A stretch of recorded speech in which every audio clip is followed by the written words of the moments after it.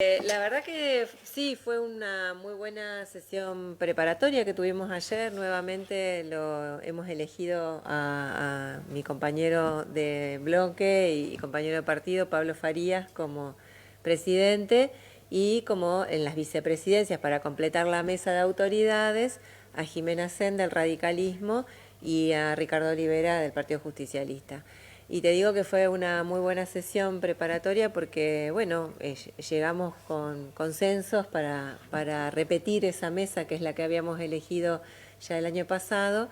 Y bueno, en el caso de Pablo es su tercera vez como presidente, su tercera elección, que bueno, siguió a un momento muy difícil, como fue en 2021, luego del fallecimiento de Miguel Lifshitz. Y la verdad que si bien en ese momento a él le tocó tomar la responsabilidad tan grande por el fallecimiento de Miguel, creo que después cada una de las veces que se ratificó su presidencia demostró que estaba allí porque había logrado bueno, un consenso entre todos los bloques y que todos sus pares lo reconocíamos como que era merecedor de ese lugar.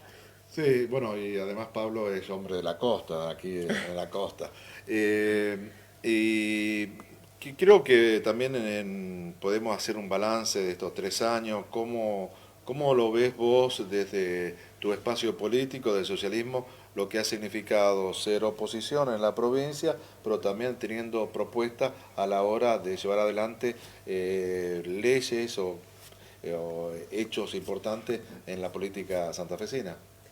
Bueno, fue una experiencia sin duda nueva para nosotros, al menos en mi caso, que yo empecé la función pública como ministra en 2017, no tuve una prolongada vida en el gobierno, digamos, siempre fui socialista, pero no era funcionaria pública. Y pasar de ser ministra a ser legisladora en un contexto de ser oposición con un gobierno que no dialoga, porque la verdad que sí ha faltado diálogo, hay que mencionarlo. El gobierno de Perotti fue un gobierno que no tuvo canales de diálogo con la oposición o con la legislatura. Fueron contadas ocasiones las que realmente venían los ministros a explicar un proyecto de ley que quería que salga. Y a mí cuando era ministra me tocaba muchas veces ir a la legislatura a convencer, a tratar de generar acuerdos, a ver si no salía exactamente como yo proponía, qué otras alternativas me presentaban los legisladores. Entonces fue sorpresivo, digamos, tener tan poca instancia de diálogo y fue un poco trabada esa situación. Pero eso no impidió que nosotros como legisladores tratáramos un montón de temas que eran de nuestro interés, y fue una legislatura, sigue siendo una legislatura muy laboriosa, con muchas reuniones, con mucha apertura, muchas audiencias públicas sobre temas de los más variados, desde enfermedades poco frecuentes hasta gasoductos. Hemos tenido audiencias públicas donde se escuchaban a todas las voces que tenían algo para decir sobre un tema y sobre eso hemos trabajado, así que el balance en ese sentido es positivo. Yo puedo plantear temas que han sido conflictivos, ¿no? La ley de emergencia de seguridad ha sido uno, el tema de la educación también otro, el tema de la conectividad. La ley de educación, la ley, algo que con distintos consensos se había logrado, no llegó a implementarse por la cuestión del Senado. Y bueno, hay leyes o propuestas que han quedado allí paradas, pero bueno, esto podemos decir que faltó quizá también la intervención del Poder Ejecutivo con los legisladores propios y sobre todo en lo que ha sido la Cámara de Senadores. Sí, claramente hubo distintos periodos también de la relación del Ejecutivo con sus propios senadores, donde hubo momentos de muy poca relación, momentos de conflicto, momentos en que eso se resolvió. Pero sin duda el Ejecutivo da la impresión que ha tenido iniciativa para mandar temas que permitían pelear con la Cámara de Diputados, poner en escena un conflicto, pero que no había una vocación real porque eso se resolviera, porque como vos decís, primero era la emergencia, que no nos dan la emergencia, no podemos gobernar porque no tenemos la emergencia. Después era la conectividad, no hay conectividad en el norte, no se puede dar clases porque no votan la ley de conectividad, que en realidad era un paquete de endeudamiento. Y cada vez que nosotros hemos, bueno, finalmente, después de mucha discusión y debate, llegado a síntesis y aprobado las leyes, es como que la tensión caía y no se hacía nada, porque con el dinero de la emergencia en seguridad ni siquiera se terminó ejecutando. Y con el tema de la conectividad, tampoco es que ahora Santa Fe está toda entera conectada al final del gobierno. Entonces parece como que esos focos de tensión eran simplemente para acusar a la legislatura de cosas, para exculparse de su propia inacción, y después no eran intereses genuinos. Y bueno, eso es lo que te decía al principio, dificultó un poco el avance de ciertos temas. Bueno, el tema de educación es imperdonable. No puede ser que seamos la única provincia que no tiene una ley de educación.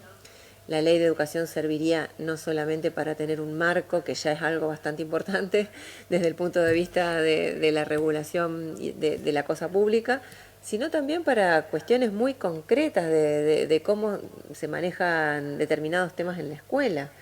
Por ejemplo, el tema de la relación con las familias está contemplado en la creación de un consejo. El tema de la conectividad y la forma de incorporar las nuevas tecnologías también está incluido. Hay un pendiente también del ESI, digamos, cuál Bueno, es la política con respecto a ese tema en educación y con propuesta política del gobierno provincial. sí, la verdad es que la educación sexual integral, que ha demostrado ser una herramienta para brindar derechos, entre muchas otras cosas, porque la verdad que es una visión parcial pensar solamente en que protege del abuso. Esa es una de las cuestiones muy importantes que hace una ley y sobre todo la educación sexual integral, pero también brinda muchas otras herramientas, brinda derechos, disminuye el bullying, disminuye la conflictividad y bueno, no se pudo avanzar también por una serie de preconceptos y no querer discutir realmente con la evidencia, con la realidad, esta importante ley. Erika, estamos en época ya definiendo lo que serán las PASO. En estos próximos días van a estar el Congreso del Socialismo. ¿Qué se va a debatir? ¿Cómo se están planteando? Sé que bueno, que están dentro de lo que se llamó Frente de Frente, que ahora tiene un nombre específico, pero bueno, quiero saber un poco del detalle de la vida partidaria del socialismo con vistas a lo que serán las elecciones. Bueno, nosotros el año 2022 hicimos un proceso político muy fuerte, quizás fue de puertas adentro, no es algo que por ahí sale en los medios, pero con reuniones de los centros socialistas en cada localidad, las mesas departamentales, es decir, cada departamento de la provincia, de los 19 departamentos, hizo sus reuniones, hizo sus plenarios, y tuvimos más de 100 reuniones en cada uno de los departamentos, contando los de los 19, las reuniones preparatorias, los plenarios. Por ejemplo, en el departamento de Las Colonias, yo soy oriunda de Esperanza y voy mucho a ese departamento, tuvimos 3 instancias de diálogo departamental para ver realmente qué decisión tomábamos, porque frente a la ruptura del Frente Progresista y al nuevo escenario, no era fácil para nosotros como Partido Socialista tomar definiciones, más en ausencia de Miguel Lifschitz, que fue nuestro último gobernador y que tenía una incidencia muy grande en las decisiones partidarias por su liderazgo, por su presencia en esas discusiones. Y bueno, colectivizamos un poco esa decisión. Y ahora, el sábado 22, tenemos nuestra máxima autoridad, que es el Congreso Partidario, que va a tomar la definición formal de integrar este frente que se está conformando, este nuevo frente que se está conformando en Santa Fe. Y esa discusión se dará en ese ámbito, que es el que se tiene que dar. Por supuesto que la postura mayoritaria es la de conformar este frente, y esperamos tener realmente el respaldo de la mayoría de los congresales, de todos los congresales, eso sería lo más deseable. Sabemos que nuestro partido genera contradicciones en integrar un frente nuevo. Nosotros veníamos de una historia del Frente Progresista que en su momento no fue fácil de conformar, también hubo muchas discusiones allí, pero después, al haber gobernado durante 3 periodos y además siendo el partido que lideraba esa construcción, era un espacio donde nuestros afiliados y nuestros simpatizantes se sentían cómodos. Ahora ya no es más esa la situación política es diferente y requiere madurez para construir nuevamente un espacio donde podamos estar, ser protagonistas y realmente cambiar la realidad de los santafesinos y santafesinas. Ustedes en ese congreso también van a definir quizás los distintos referentes, tanto en la provincia como, por ejemplo, la cercanía, ¿no? El intendente de Santa Fe, los concejales, cómo los distintos cargos que van a plantearse van a tener una lista a definir o van a consensuar con otros espacios. Nosotros estamos seguros que queremos tener identidad propia dentro de este frente y para eso queremos competir en todas las categorías, queremos tener candidatos y candidatas desde gobernador, gobernadora hasta las comisiones que se conforman para las listas de autoridades comunales en el caso de las comunas, pasando por concejales, intendentes. Esa es nuestra vocación. Por supuesto, 19 candidatos o candidatas a senadores, que eso también es algo muy importante.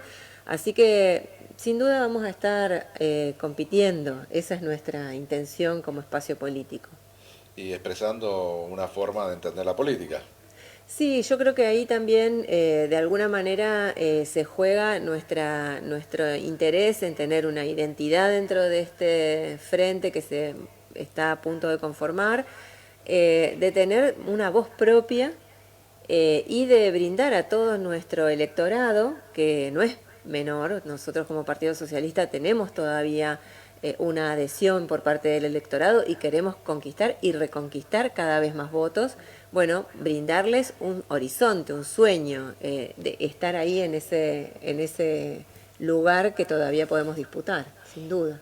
Bueno, y uno que ha sido observador, porque ha pasado estos años de los gobiernos socialistas y tenía una fuerte impronta en lo que era educación y salud principalmente, lo que podemos decir a grandes rasgos, esas figuras siguen estando dentro del espacio. Sí, una de las cosas que de alguna forma a mí como militante socialista me enorgullece es decir, nosotros tenemos equipos técnicos, no solamente porque hay personas que tienen la experiencia, sino porque también hay jóvenes que se formaron y que están en estos equipos, quizás no tuvieron lugar en el gobierno, en ningún puesto, pero son militantes que aprendieron de estos equipos técnicos, que trabajaron junto a quienes antes eran ministros y hoy quizás están en el llano desde una fundación como Demos o como La Usina, desde una plataforma programática trabajando para, como el CEMUPRO, trabajando para escribir un programa de gobierno y para transmitir esa experiencia y pensando cosas nuevas, porque el Estado cambió también, cambia todo muy rápidamente y tenemos que aprender a trabajar con lo último, los últimos conocimientos, los más exactos y los más adecuados, porque no hay tiempo que perder. La sociedad santafesina la está pasando muy mal y está reclamando, bueno, soluciones ahora. Respuestas urgentes. ¿En qué lugar te vamos a encontrar? Porque sé que vos transitas mucho, caminas mucho las instituciones del departamento de las colonias, pero también te vemos aquí en Santa Fe. ¿Cuál es el lugar que te sentís más cómodo que quizás podemos definir algún espacio de candidatura? No, todavía yo creo que estamos muy lejos de eso. Falta mucho en la política argentina para que las candidaturas estén en blanco sobre negro. Y por otra parte no me preocupa mucho más lograr un espacio de una alianza que pueda ser competitiva en lo electoral, pero sobre todo gobernar, porque hay muchas experiencias de frentes, de alianzas que se unen para competir en lo electoral, pero después no pueden formar coaliciones de gobierno.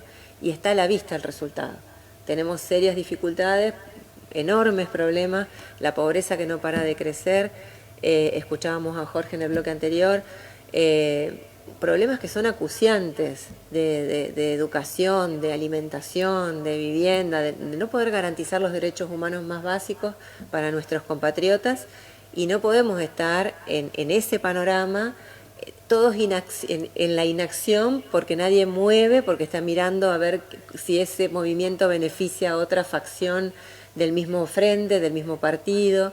O sea, ya no poder hablar de los problemas de la gente y ponerse de acuerdo para hacer algo es realmente muy desalentador. Queremos hacer otra cosa. Yo creo que la provincia de Santa Fe es una de las provincias más importantes del país. Hay definiciones que tendrá que tomar la provincia con el tema de hidrovía, los puertos, el tema también del biocombustible, el tema también de la producción.